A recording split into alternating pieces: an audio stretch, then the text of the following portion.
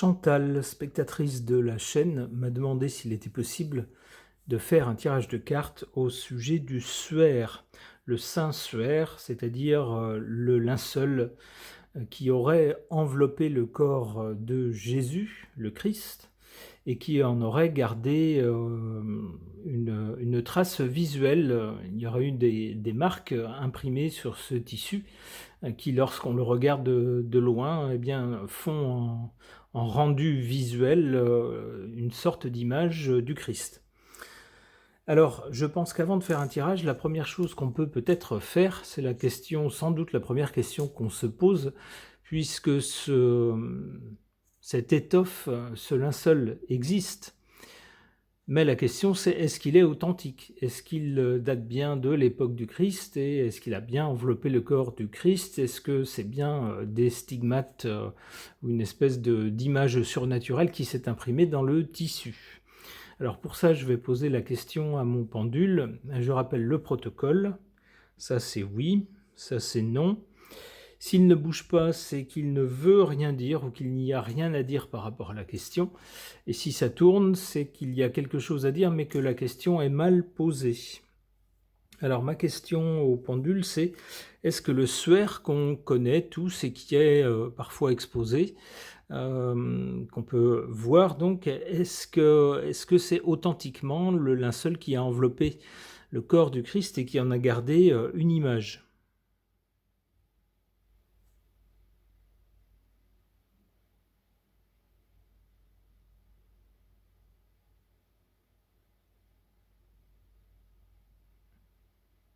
C'est oui, c'est un oui assez franc, d'après le pendule, hein. Alors ensuite, qu'est-ce que les cartes peuvent nous dire de ce suaire? J'interroge mon tarot.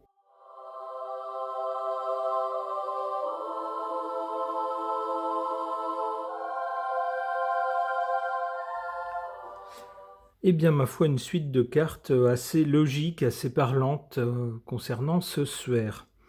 Qu'est-ce qu'on a au départ, à l'origine de ce suaire? On a avec le soleil quelque chose de très très puissant, quelque chose qui s'impose, et surtout quelque chose de visible, qui rend un concept, une idée visible aux yeux de tous. Effectivement, ce suaire impressionne lorsqu'on en voit des photos, ou peut-être pour ceux qui ont eu la chance de le voir en vrai. C'est impressionnant puisqu'on a une étoffe sur laquelle semble imprimer en quelque sorte les contours d'un corps, d'un homme. Et donc ce serait celui du Christ. Donc ça rend bien, en quelque sorte, ça rend le Christ visible. Et du coup, c'est quelque chose de très très puissant pour les adeptes de la religion chrétienne. Eh bien, ça fait partie des objets ayant trait à la foi qui sont exceptionnels. Alors, puisqu'on parle de foi, eh bien, la voilà au présent avec le pape. Alors, effectivement, Jésus a été on pourrait dire le point de départ de la foi chrétienne, donc de ce point de départ ici très puissant, et puis qui est rendu visible hein, pour ceux qui pourraient douter, qui pourraient dire bah ouais, mais tout ça c'est des histoires, on n'en a aucune trace. Eh ben si, il y a le suaire qui garde une trace du corps. Et ça a donné quoi? Eh bien, on voit la suite logique avec le pape. C'est toute une religion qui s'est répandue aux quatre coins de la planète, qui est liée en quelque sorte à ce suaire. Mais qu'est-ce qu'on a du côté de l'avenir, ou encore plus loin dans le temps, on pourrait dire, avec la Lune? Avec la Lune, on voit des choses pas claires, des doutes, des inquiétudes, des convictions qui faiblissent, des gens qui sont convaincus que c'est un faux, des gens qui vont tenter de démontrer que c'est un vrai, d'autres que c'est un faux. Bref, avec la Lune, les choses sont toujours incertaines. On ne sait pas trop sur quel pied danser, on ne sait pas trop qui ou quoi croire. Et du coup, ça ouvre la porte à toutes les inquiétudes, mais aussi à tous les fantasmes. Et vous allez avoir des gens qui vont s'imaginer des films invraisemblables à ce sujet. Ils vont vous dire, bah non, ça a été fait, je sais pas, à tel siècle, par exemple, avec une technique spéciale qu'on a perdue maintenant. D'autres vont dire, ah bah c'était une technologie avancée, mais qu'on a délibérément cachée. Enfin, d'autres vont dire, ah bah non, c'est un truc qui est venu de, je sais pas, des extraterrestres. Ou, vous voyez, en fait, lorsque quelque chose est incertain, où il y a des doutes et du flou, eh ben ça laisse l'imagination partir complètement en roue libre. Alors il y a des gens qui s'en tiennent tout simplement à leurs doutes en se disant bah voilà, on n'a pas de réponse ou pas de réponse sûre, mais pour d'autres, bah, c'est l'occasion de se faire des tas de films avec la Lune. Alors ça peut nous montrer d'ailleurs, puisque cette carte est du côté de l'avenir, que plus on va avancer dans le temps, plus peut-être il y aura des doutes par rapport à ce sphère.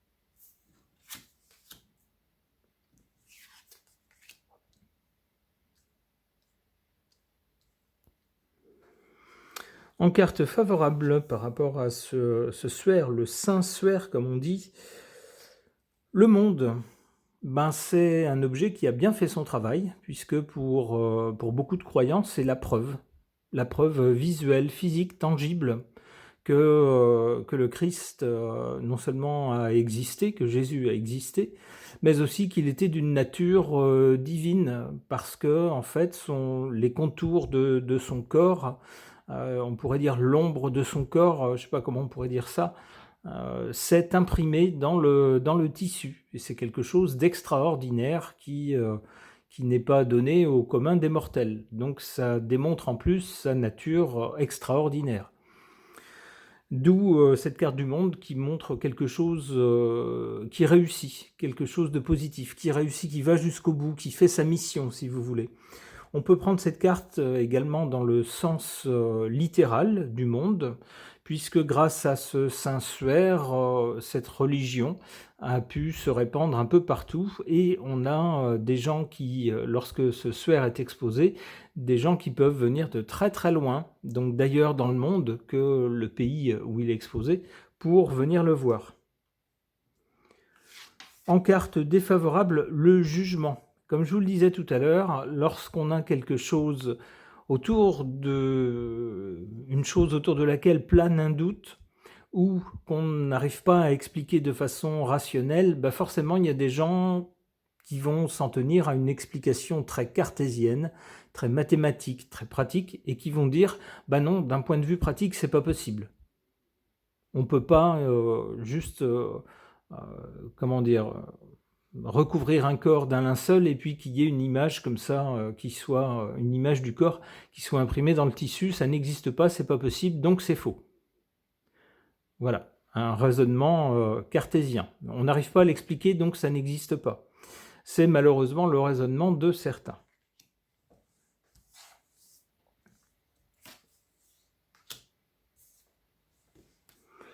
Bon, du côté de l'avenir, qu'est-ce qu'on a? L'impératrice nous montre quelque chose d'organisé, mais également de la communication. Alors, de la communication au sujet soit des doutes concernant ce sphère, ou soit au sujet du sphère lui-même. Essayons avec une autre carte d'en savoir plus. Alors voilà comment je comprends cette suite des trois cartes du côté de l'avenir. On a d'abord des doutes par rapport à ce sphère, donc on a une espèce de campagne de com qui est faite pour essayer de dissiper ces doutes en disant ok, on va prélever un petit bout de cette étoffe et puis la faire analyser. Alors c'est des choses qui ont déjà été faites pour tenter de prouver qu'elle date bien de telle époque, et puis que l'image qui a été imprimée dessus, c'est pas le cousin Jean-Jacques qui a fait ça il y a 20 ans dans sa cave, qui a essayé de vieillir le tissu, puis qui a balancé le truc en disant « Oh là là, j'ai fait une découverte archéologique exceptionnelle ». Non, non, c'est pas une fraude comme ça, c'est un truc qui remonte depuis beaucoup plus longtemps. Et d'ailleurs, l'histoire du temps, on la retrouve avec l'ermite qui suit. Alors, l'ermite pourrait nous dire aussi que malgré tous les efforts qui seront faits pour tenter de prouver l'authenticité de cet objet, ben, ça sera long et difficile. C'est l'idée de l'ermite, un chemin qui n'est pas facile, mais on essaye de porter la lumière quand même, c'est-à-dire la vérité, les choses authentiques. Mais l'ermite souvent n'est pas entendu. Toute vérité n'est pas bonne à entendre, ou tout le monde n'est pas prêt toujours à l'entendre, donc bah, parfois on prêche un peu dans le désert. Et on a l'impression que c'est ce qui se passera à l'avenir avec cette carte-là. Donc peut-être que les doutes vont continuer, malgré certains éléments qui joueront en faveur d'un objet authentique. Ok. Alors, comme on parle d'une image qui s'est imprimée sur un tissu, une image en fait avec des zones plus sombres qui, vues de plus loin, dessinent les contours d'un corps, ou les reliefs d'un corps humain qui serait celui du Christ. Eh bien, on peut peut-être essayer de faire le même genre de choses avec de l'encromancie. On va voir avec des taches sur du papier sur ce thème du suaire et voyons ce que ça peut nous suggérer. Peut-être que notre imagination y verra des choses intéressantes. Alors, n'hésitez pas, si vous voyez des choses que moi je n'ai pas vues dans ces tâches, n'hésitez pas à l'indiquer en commentaire, c'est toujours très intéressant de lire ce que d'autres personnes ont vu dans ces tâches. Allez, c'est parti.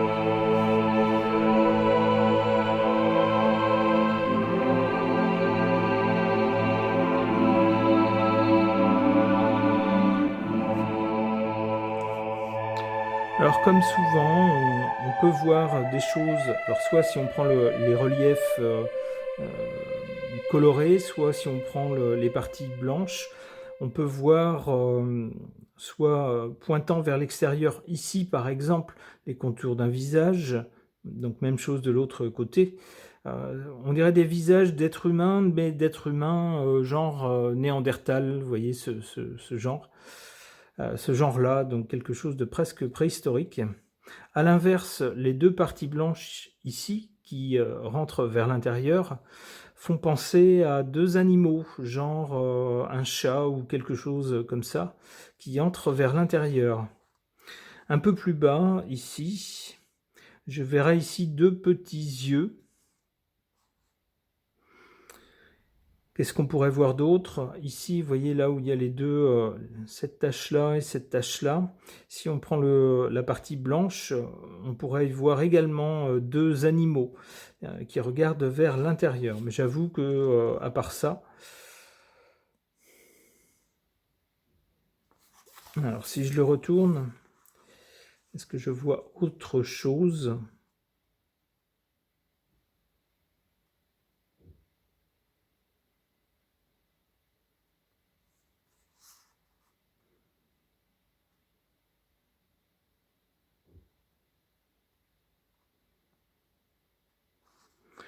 Alors, on pourrait toujours prendre ces petites taches, par exemple, pour des yeux, ou ces deux petites taches blanches ici pour des yeux aussi. Ça formerait une espèce d'être, mais qui serait pas vraiment humain, qui serait assez surnaturel.